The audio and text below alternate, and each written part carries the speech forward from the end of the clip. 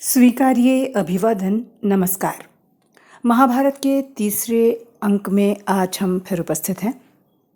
दूसरे अंक में हमने जाना कि शांतनु और सत्यवती के विवाह के लिए देवव्रत ने भीष्म प्रतिज्ञा की और यहीं से उनका नाम भीष्म हुआ। इस भीष्म प्रतिज्ञा ने किस प्रकार महाभारत को जन्म दिया, ये धीरे धीरे सभी अंतर्कथाओं से स्पष्ट होगा। आज हम बात करेंगे काशी नरेश की कन्याओं की, विशेष रूप से उनकी सबसे बड़ी बेटी अम्बा के बारे में। तो आइए आज सुनते हैं कथा अम्बा, अंबिका और अंबालिका की। सत्यवती और शांतनु के बड़े पुत्र चित्रांगद वीर और स्वेच्छाचारी थे। वो किसी युद्ध में मारे गए और अपने पीछे ना ही कोई संतान छोड़ गए थे, ना ही कोई उत्तराधिकारी। इसलिए उनके छोटे भाई विचित्रवीर्य को राजा बनाया गया। चूँकि उस समय विचित्रवीर्य नाबालिग थे, इसलिए भीष्म ने ही राज की देखरेख का जिम्मा संभाला। जब विचित्रवीर्य विवाह के योग्य हुए तो भीष्म को उनके विवाह की चिंता हुई। उन्हें खबर लगी कि काशीराज की कन्याओं का स्वयंवर होने वाला है, किंतु स्वयंवर के लिए हस्तिनापुर निमंत्रण नहीं आया था। काशीराज की कन्याएं अपूर्व सुंदरी थीं। उनके रूप और गुण का यश दूर दूर तक फैला हुआ था। इसलिए देश विदेश में अनेक राजकुमार उनके स्वयंवर में भाग लेने के लिए आए हुए थे। स्वयंवर मंडप उनकी भीड़ से खचाखच भरा हुआ था। राजपुत्रियों को पाने के लिए आपस में बड़ी स्पर्धा थी। क्षत्रियों में भीष्म की प्रतिष्ठा अद्वितीय थी। उनकी महान त्याग और भीषण प्रतिज्ञा का हाल सब जानते थे। इसलिए जब वो स्वयंवर मंडप में प्रविष्ट हुए तो राजकुमारों ने सोचा कि वो स्वयंवर देखने आए होंगे, परंतु जब स्वयंवर में सम्मिलित होने वालों में उन्होंने अपना नाम दिया तो अन्य कुमारों को निराश होना पड़ा। उनको क्या पता था कि दृढ़व्रती भीष्म अपने लिए नहीं बल्कि अपने भाई के लिए स्वयंवर में सम्मिलित हुए हैं। सभा में हलचल मच गई। चारों ओर से भीष्म पर ताने कसे जाने लगे। सब राजकुमारों ने भीष्म की हंसी उड़ाई, यहाँ तक कि काशीराज की कन्याओं ने भी वृद्ध भीष्म की तरफ से दृष्टि फेर ली और उनकी अवहेलना करके आगे चल दी। भीष्म इस अवहेलना को सह न सके। मारे क्रोध के उनकी आंखें लाल हो गईं।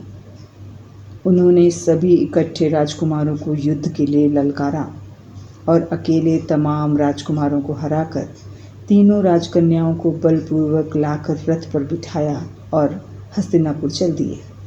सौभ देश का राजा शाल्व बहुत वीर और स्वाभिमानी था। काशीराज की सबसे बड़ी कन्या अम्बा उस पर अनुरक्त थी और उसने मन ही मन उसे अपना पति मान लिया था। शाल्व ने भीष्म के रथ का पीछा किया, रोकने का प्रयत्न किया। इस पर भीष्म और शाल्व में घोर युद्ध हुआ। शाल्व वीर था, पर भीष्म के आगे कब तक ठहर सकता था। भीष्म ने उसे हरा दिया, किंतु काशीराज की कन्या की प्रार्थना पर उसे जीवित छोड़ दिया। भीष्म काशीराज की कन्याओं को लेकर हस्तिनापुर पहुंचे। विचित्रवीर्य के ब्याह की सारी तैयारी हो जाने के बाद कन्याओं को विवाह मंडप में ले जाने का समय आया तो काशीराज की बड़ी बेटी अम्बा ने भीष्म से कहा, गांगेय, आप बड़े धर्मज्ञ हैं।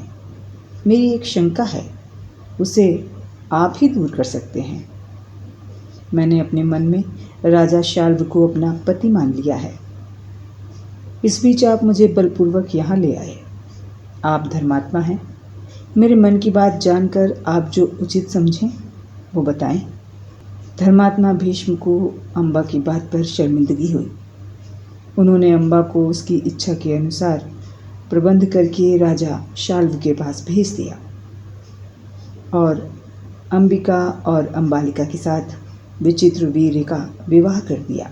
अम्बा अपने मनोनीत वर शाल्व के पास गई और सारा वृत्तांत उसे कह सुनाया। राजन, मैं आपको अपना पति मान चुकी हूँ। मेरे अनुरोध से भीष्म ने मुझे आपके पास भेजा है। आप शास्त्रोक्त विधि से मुझे अपनी पत्नी स्वीकार करें। पर शाल्व न माना।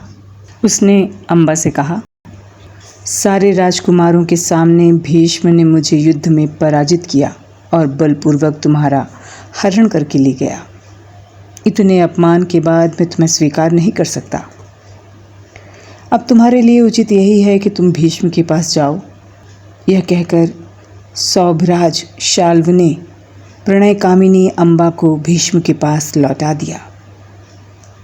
अम्बा हस्तिनापुर लौट आई और भीष्म को सारा हाल कह सुनाया। भीष्म ने विचित्रवीर्य से कहा, वत्स, राजा शाल्व अम्बा को स्वीकार नहीं करते, तुम उससे विवाह कर लो। पर विचित्रवीर्य अम्बा के साथ ब्याह करने को राजी न हुए। बोले, तात, इनका मन राजा शाल्व पर रीझ गया है। ये उन्हें मन से अपना पति मान चुकी हैं। क्षत्रिय होकर ऐसे स्त्री से विवाह मैं कैसे करूं? कोई और रास्ता न देख भीष्म से अम्बा ने कहा, गांगे, मेरा कोई और सहारा नहीं है। आप मेरा हरण करके लाए थे, अब आपका कर्तव्य है, आप मेरे साथ विवाह कीजिए। भीष्म ने उसकी बात ध्यान से सुनी और अपनी प्रतिज्ञा याद दिलाकर बोले, मैं अपनी प्रतिज्ञा नहीं तोड़ सकता। उन्होंने अम्बा की परिस्थिति को समझाकर विचित्रवीर्य से दोबारा आग्रह किया कि वो अम्बा से विवाह कर लें, पर विचित्रवीर्य मानने को तैयार न हुए।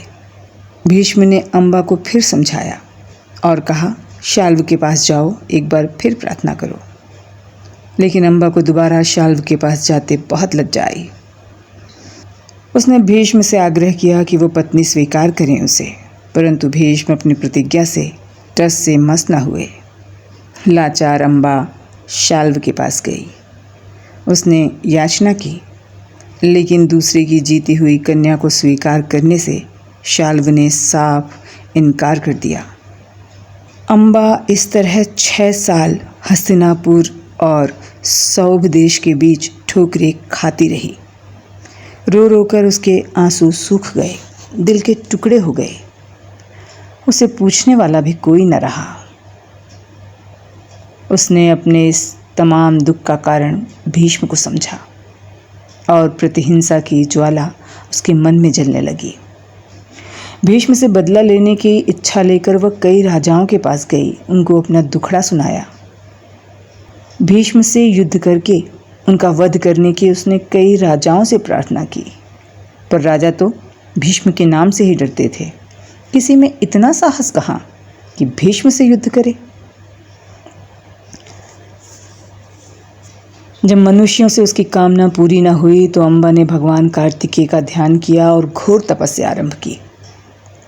अंत में कार्तिकेय प्रकट हुए और हमेशा ताज़ा रहने वाले कमल के फूलों की माला अम्बा के हाथ में दी और कहा, अम्बा, तेरी तपस्या सफल हुई, ये माला ले, जो इसे पहनेगा वो भीष्म के नाश का कारण बनेगा। माला पाकर अम्बा बहुत प्रसन्न हुई। उसने सोचा कि अब मेरी इच्छा पूरी हुई। माला लेकर वह फिर कई राजाओं के दरवाजे गई और प्रार्थना की कि भगवान कार्तिकेय का दिया हुआ यह हार पहनकर भीष्म से युद्ध करो। पर किसी में इतनी हिम्मत न थी कि वो महान पराक्रमी भीष्म से शत्रुता लेता। उसने हिम्मत न हारी। उसने सुना था कि पांचाल देश के राजा द्रुपद बड़े प्रतापी और वीर हैं। वो उनके पास गई और भीष्म से लड़ने की प्रार्थना की, पर जब उसने भी उनकी बात न मानी तो अम्बा पर वज्रपात हो गया। हताश होकर वह द्रुपद के महल के द्वार पर वह माला टांग कर चली गई। उसके उद्विग्न हृदय को कहीं शांति न मिलती थी। क्षत्रियों से निराश होकर अम्बा ने तपस्वी ब्राह्मणों की शरण ली और उनसे अपने जीवन का सारा दुख बता डाला।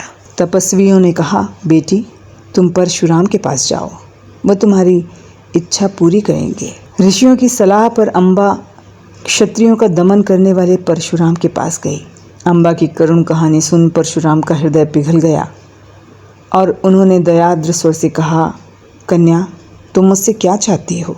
यदि तुम्हारी इच्छा है कि मैं शाल्व से तुम्हारा विवाह करा दूं तो मैं प्रस्तुत हूँ। शाल्व मेरा प्रिय है, वो मेरा कहा अवश्य मानेगा। अम्बा ने कहा, नहीं ब्राह्मण वीर, अब मैं विवाह नहीं चाहती, प्रतिशोध चाहती हूँ। अब मेरी प्रार्थना ये है कि आप भीष्म से युद्ध करें और उसका वध करें। परशुराम अम्बा की प्रार्थना स्वीकार करते हैं क्योंकि वो क्षत्रियों के शत्रु थे। बड़े उत्साह से भीष्म के पास जाते हैं और युद्ध के लिए ललकारते हैं। दोनों कुशल योद्धा, धनुर्विद्या के जानकार, जितेंद्र, ब्रह्मचारी, समान योद्धाओं की टक्कर थी। कई दिनों तक युद्ध होता रहा पर हार जीत का परिणाम न निकला। अब अम्बा के क्षोभ और शोक की सीमा न रही। निराश होकर वो हिमालय चली गई और कैलाशपति महेश्वर की आराधना में कठोर तपस्या आरंभ कर दी। कैलाशनाथ उसे प्रसन्न हुए, उसे दर्शन देकर बोले, पुत्री, तुम्हारी तपस्या सफल हुई। अगले जन्म में तुम भीष्म की मृत्यु का कारण बनोगी। यह कहकर कैलाशपति अंतर्ध्यान हो गए। भीष्म से बदला लेने की उत्कंठा में अम्बा ने स्वाभाविक मृत्यु को दुत्कार दिया और एक चिता जलाई और प्रवेश कर गई। महादेव के वरदान से अम्बा का जन्म राजा द्रुपद के यहाँ हुआ। इस बात को विस्तार में हम किसी अगले अंक में जानेंगे कि किस तरह अम्बा ने शिखंडी का रूप लिया और भीष्म की मृत्यु का कारण बनी। आज के अंक में इतना ही। अब दीजिए अनुमति। नमस्कार।